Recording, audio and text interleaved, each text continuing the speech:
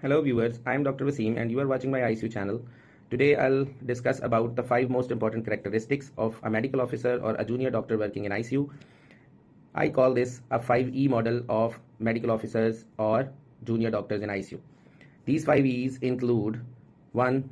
Every doctor should be energetic enough to work in ICU because ICU demands continuous monitoring, continuous attention to the patient problems, and without being energetic, a doctor cannot perform well in ICU.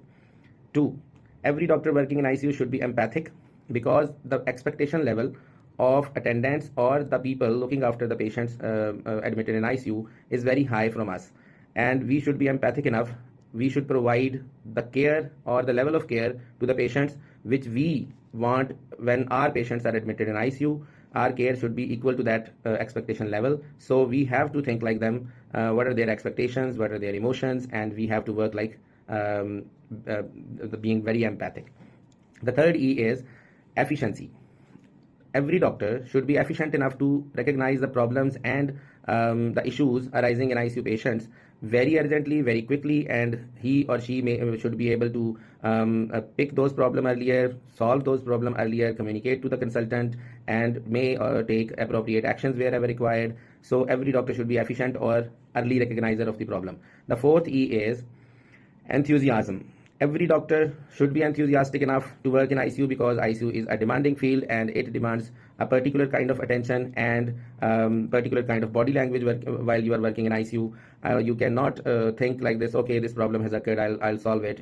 This cannot happen in ICU. You should have a particular enthusiasm to work in ICU. You should pay attention to minor details of the patients, every problem or every issue arising in the patients, and this cannot happen or this cannot be conducted if you have no particular kind of enthusiasm while working in ICU. So ICU is a passion.